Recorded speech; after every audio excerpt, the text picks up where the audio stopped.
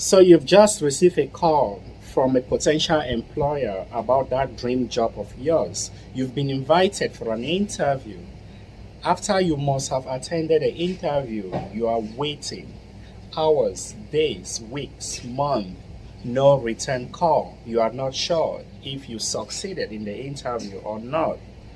You are confused, you are hopeless. Oh my God, you don't know what went wrong. Wait, relax.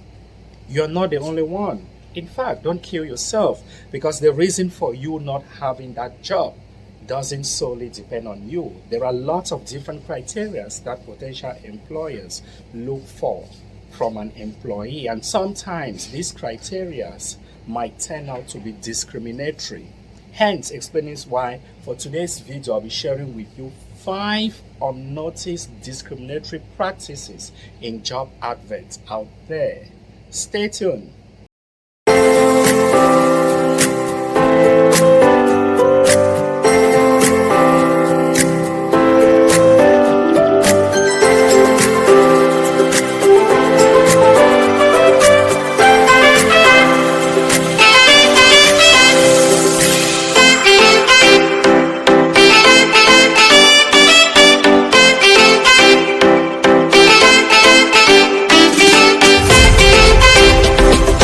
Welcome back. The very first discriminatory practice which you might see on a job advert is color.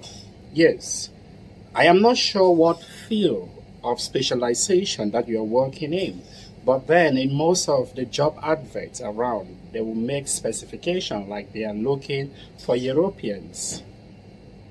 Europeans here, you're thinking of the whites, especially those from Scandinavian countries. They discriminate against people of color. What do you want to call it? Black. Yeah, people of color. They are not accepted. You see a job advert like Europeans preferred as against colored people or black or Africans. And the second point that you might see on a job advert is age. Age discrimination. A job might say we are looking for an American or European between the age of 25 to 50. But then that same job might specify that they are looking for a black, African or Filipino, and that person mustn't be above 30 or 35 years old. So that's where age discrimination comes in. Why would they accept an older age with people from a particular continent and then reject an old age from people in another continent? In itself, this is very discriminatory and is unlawful. The third aspect that you might see in job adverts, which is discriminatory, is passport. Yeah, I want to keep it as simple as that. Passport. Your passport has a lot to say as far as employment is concerned. Think of people from Africa. We know of South Africa, which is one of the best nations, one of the best developed nations per se in Africa. Yeah. The passport from South Africa has a lot of respect out there. So if a job says they are looking for an African, they will specify an African with a South African passport. But then that job needs an African.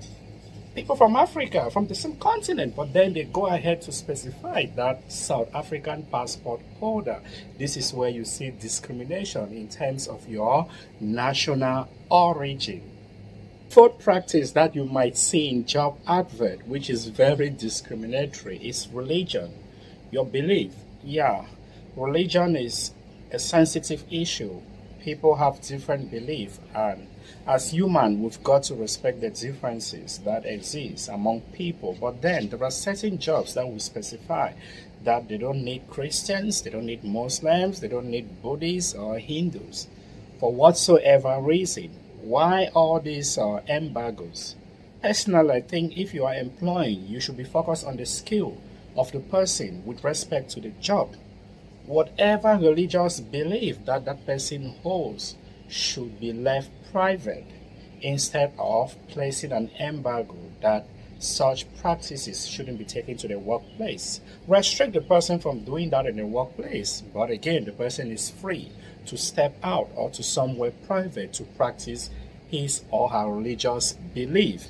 And the last point, the fifth point that is discriminatory, as far as job advert is concerned is physical disabilities. Yeah, you see a job, they stated very clearly that if you have special needs, you have to specify.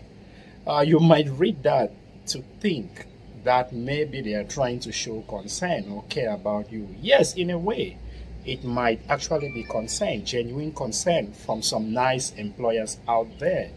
But in another way, it's an indirect way of your potential employer of saying, hey, if you are a disabled person, I don't want you in this job. I need people that are 100% fit. They are very healthy to carry out this function. All these practices is not good. That is why in most nations, especially developed nations around the world, they have labor laws to protect people in different groups. Like you have laws that protects disabled people, laws that protects against discrimination against religious belief, law that protects against salary disparity. All this law is there in order to maintain equality in the workplace as far as employment is concerned.